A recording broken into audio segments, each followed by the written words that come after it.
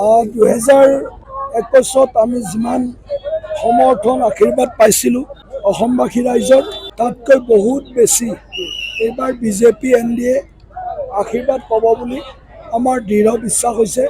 কাৰণ অসমৰ চৌদিশে ৰাইজৰ যিটো উৎসাহ স্বতঃস্ফূৰ্ত সঁহাৰি আৰু উন্নয়নৰ পক্ষত এখন সুৰক্ষিত অসমৰ পক্ষত যি ধৰণে ৰাইজ ওলাই আহিছে তাৰ পৰা এইটো আমি অনুমান কৰিব পাৰিছোঁ যে অভূতপূৰ্ব ঐতিহাসিক ফলাফল বিজেপিৰ পক্ষত NDAৰ পক্ষত এইবাৰ আহিব। শদিয়াই কওক, গহপুৰে কওক, গোলকগঞ্জে কওক আৰু শ্ৰীৰামকৃষ্ণ নগৰে কওক, মই চাৰিটা কোণৰ কথা কৈছোঁ। অসম চাৰিওটা কোণত চাৰিওটা জেগাত মই গৈছোঁ। অসমৰ প্ৰায় সমষ্টিত গৈছোঁ।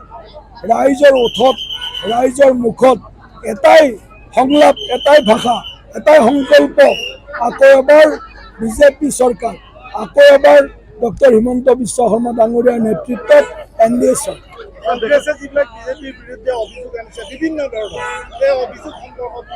বুমেৰাং হৈছে। কংগ্ৰেছে যি হল মাৰিছিল আমালৈ, সেই হলে আকৌ কংগ্ৰেছক ওলোটাকৈ বিন্ধিছে। আমি বুমেৰাং বুলি অসমীয়াত যিটো অৰ্থ, বুমেৰাং মানে জালে শৰ মাৰিলে সেই শৰপাত তাৰ গাত নালাগে, ওলোটাকৈ তেওঁৰ গাত লাগাটোকে বুমেৰাং বুলি কয়। গতিকে বুমেৰাং হৈছে কংগ্ৰেছৰ প্ৰতি ৰাইজৰ আস্থা বিশ্বাস সম্পূৰ্ণৰূপে হেৰাই গৈছে আৰু মানুহে বিশ্বাস কৰিছে বিজেপিৰ দিনত, NDAৰ দিনত ভাৰতবৰ্ষ আৰু অসমৰ যি উন্নয়নৰ গতি আৰু ইয়াৰ যিটো আমি কওঁ প্ৰসাৰতা, স্পীড এণ্ড স্কেল যি ধৰণে বৃদ্ধি হৈছে, তাৰ কাৰণে অসমৰ ৰাইজে আকৌ এবাৰ অসমত বিজেপি চৰকাৰ মনে প্ৰাণে প্ৰতিষ্ঠা হোৱাটো বিচাৰিছে। আমি হয়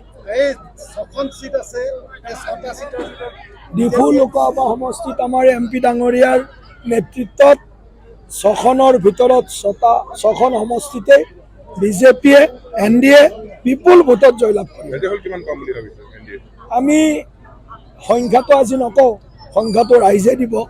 কিন্তু অসমৰ ৰাজনৈতিক ইতিহাসত এটা মিত্ৰজোঁটে